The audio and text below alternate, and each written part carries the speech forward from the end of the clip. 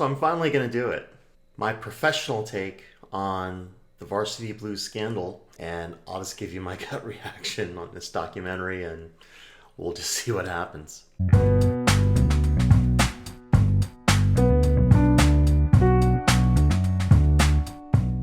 about to check my USC decision, but I know it'll be okay if I don't, and I just saw a lot of people got rejected, so...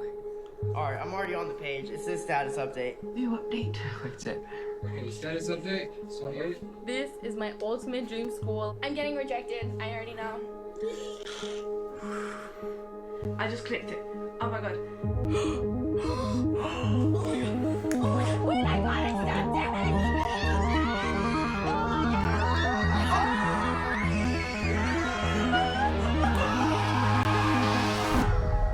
Definitely one of the most favorite parts of my job Crazy stuff. are the acceptance letters and award letters. A firestorm of news coverage on a sort of college admissions scandal. Explosive new details about the largest college admission scam prosecuted by the Department of Justice ever. All of our friends are only talking about one thing, and it's this story. It's hit like a real nerve. Real estate executives, a lawyer, doctor, and a litany of CEOs, all facing criminal charges. An FBI investigation called... Yeah, we all remembered when this happened. Operation Varsity Blues. Operation Varsity Blues. How are you after the college scandal? I'm sorry? Rick Singer designed this scam and collected tens of millions of dollars from it. Parents paid him top dollar to pass their kids off as star athletes. Rick Singer. Rick Singer. Rick Singer? Rick Singer. Rick Singer. The mastermind behind the entire operation. It is sending shockwaves across the country.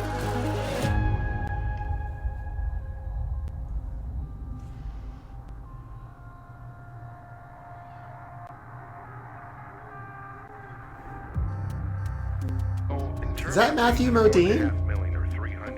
What's that set of schools? So that's Georgetown, Boston College, Georgia Tech, USC, Oh, jeez. UCLA, Berkeley. You know. Okay, that's not bad. But she's not a terrific student. She like I know people who've given 50 million to Cornell. I actually had a student that was a legacy and got into a college because the chemistry building at that college was named after his great-grandfather. So, yeah, if you're a legacy with money, the kind of money that can buy buildings, yeah, you'll get into a college. It truly is amazing sometimes what people will say on the phone when they don't know that the Fed... So this is very interesting language here, and I think I heard about this. It sounds like he's selling a way to get in through the side door of a college, and there are unofficial back doors. I like this analogy because sometimes when people ask me what we do is we help families get in, we show families how to get in through the front door. Okay? Yeah, this side door stuff, especially the comment about how he has relationships with the college, really raises the question as to, and nobody talks about this, but it really raises the question as to how much the colleges were involved and how much the colleges knew about what was happening. So maybe we'll learn more about that later on. We'll see. Rick Singer was the independent counselor who orchestrated the wrongdoing in Operation Varsity Blues, and the court documents indicate that it started in 2011. My own research into Singer's process. And that's sort of the genesis. Okay, so I'm just going to say this right now. When this first happened, I really didn't get a lot of questions from families that were looking to hire me. On rare occasions I did, and I did have one or two families ask me, hey, how do I know that what we're doing here isn't related to Varsity Blues? And I'll tell you, just listening to some of these initial wiretaps and conversations, it sounds like everybody knew what they were doing. They knew this was shady from the start. And first of all, the amounts and the donation amounts were fees he was charging were exorbitant. I don't charge those amounts, and I'll tell you, I think the parents they knew what they were getting themselves into, and I think they knew that what they were doing was questionable right from the get-go. Just my 2 cents. He used to walk around in his athletic clothes and his little monk hairdo.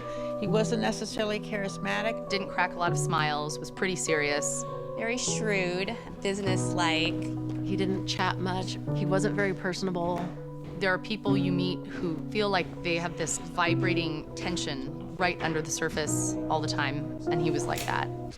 Hold on right there. So this whole idea of throwing money at the problem, okay, I could understand if you're spending $1,500 to $3,000 on test prep, or you've got college admissions counselors charging $3,500 to $6,000.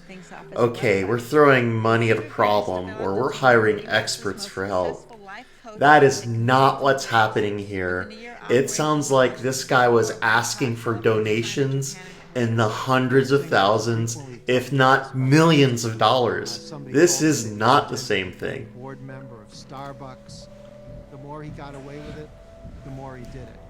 My wife has told me a little bit about what you guys do. Could you just give me a little bit of background?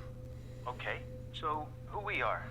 We are a $290 million company. Wow, is that even true? With 1,000 employees across the U.S., 280 internationally.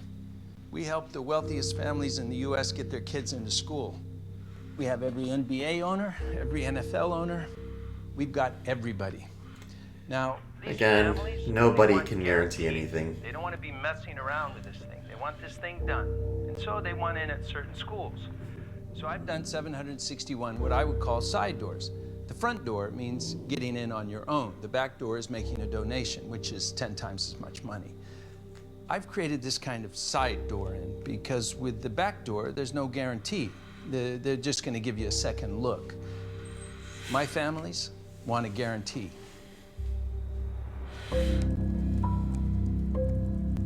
I'm a special agent with the FBI. I'm currently part of a squad that investigates economic crimes, including various forms of corporate fraud, securities fraud, and bribery. The facts in this affidavit come from my personal involvement with this investigation.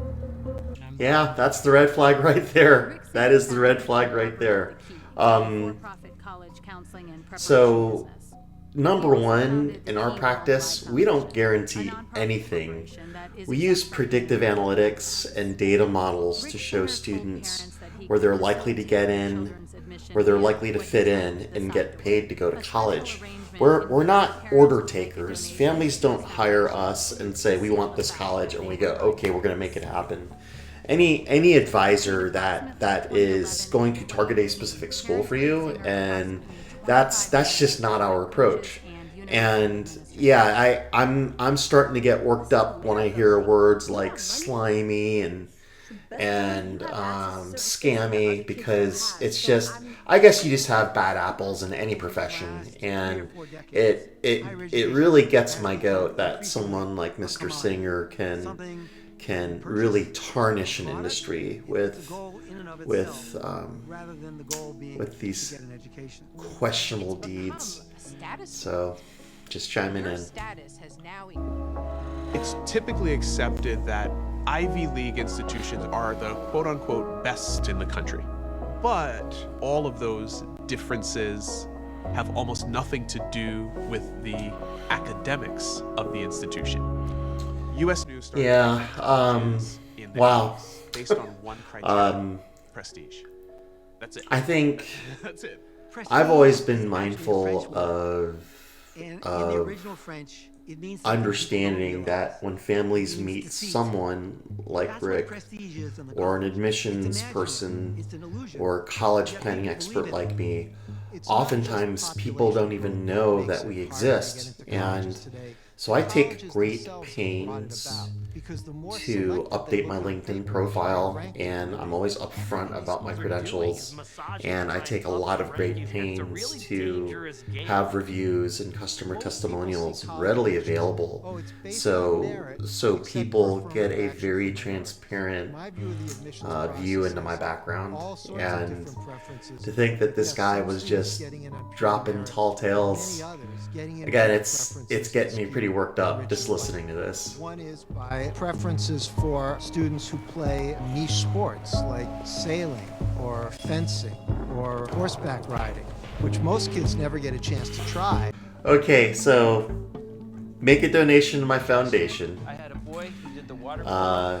so we can conceal this bribe payment. This goes back to what I said. I think if you're a parent and you were working with this guy, you knew what you were doing, okay? And yeah, so if you're working with a college planner and you're not sure if what they're doing is shady or not, shame on you.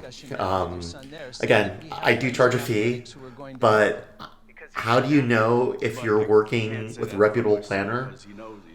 Step one, they're not asking you for bribery payments. I think that's a pretty good indicator right there. You helping use your network. So they're kind of touching on some things here, and they're getting opinions from IECs, independent educational consultants. I'm not an IEC. I'm not a straight up admissions counselor, and I'm an enrollment manager, and they're touching on things, and it's frustrating sometimes when I hear about it. So they talk about prestige, they talk about rankings. So I'll bring this sort of together from an enrollment management standpoint so you understand where I'm coming from. Yes, colleges do care about rankings. Why? Because higher rankings leads to higher prices that they can charge, which leads to more revenue generation. It's a circular process that's all about revenue generation. This is a model that's not just done at the most elite levels. It's done at a lot of colleges that are looking to increase their rankings. And it drives the kinds of decisions that colleges make on who gets in and on who gets paid. Mr. Singer just focused on how do we get these students into these schools, and based on the clientele, it looked like they weren't too concerned about how much they were going to pay, especially with the donations that we're making.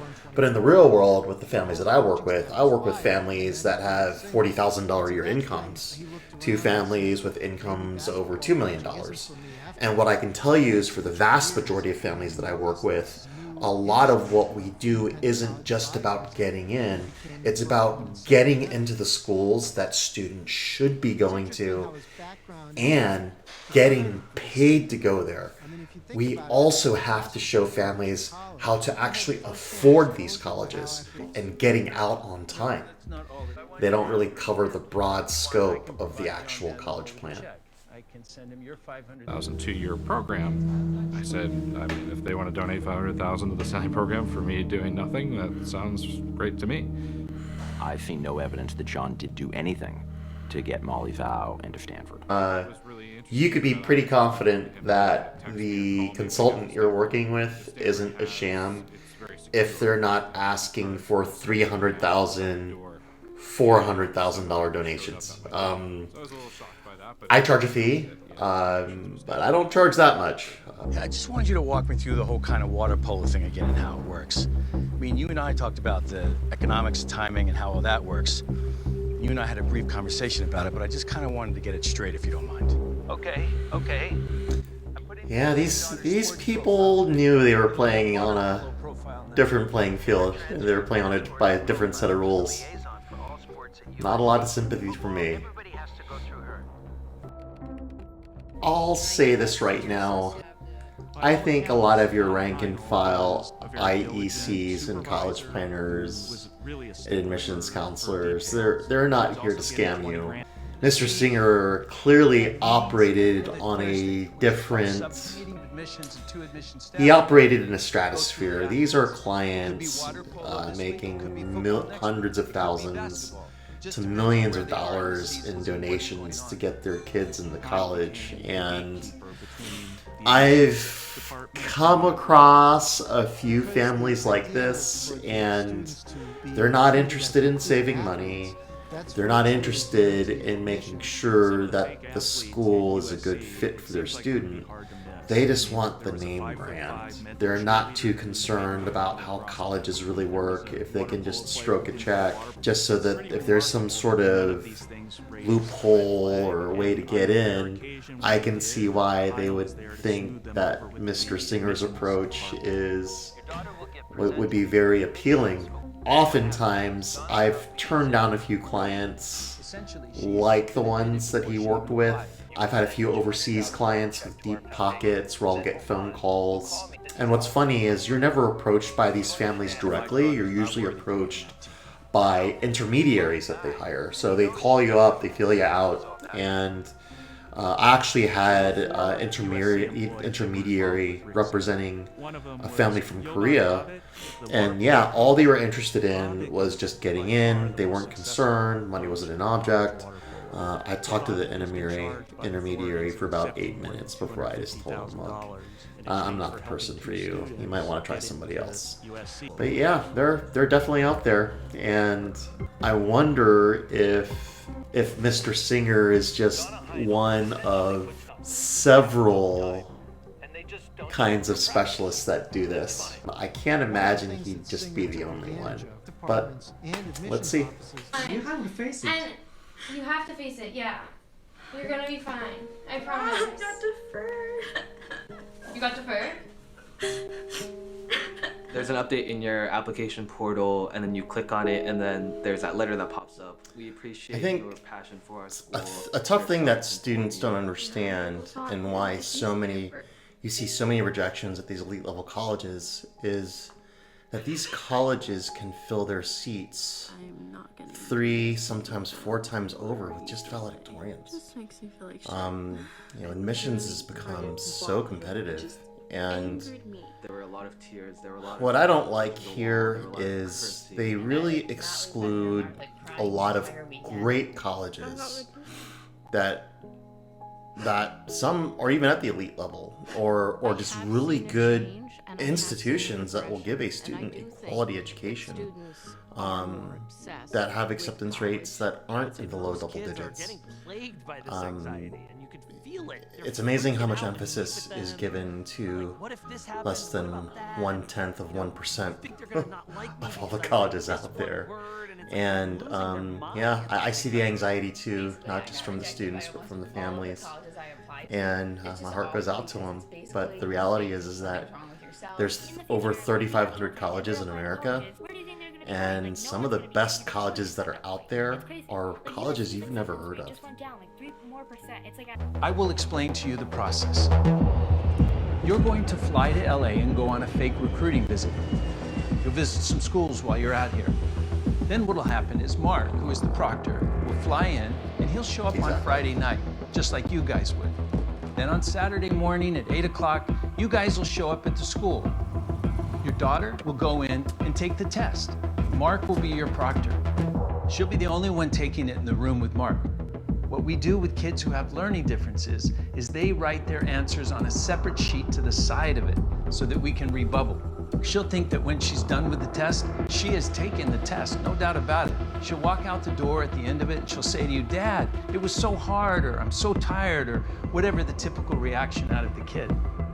You guys will leave, and then Mark will look at all her answers. Mark will then take the exam and then ensure that whatever score we decide that we want to get, he has it down to it's unbelievable what he can do.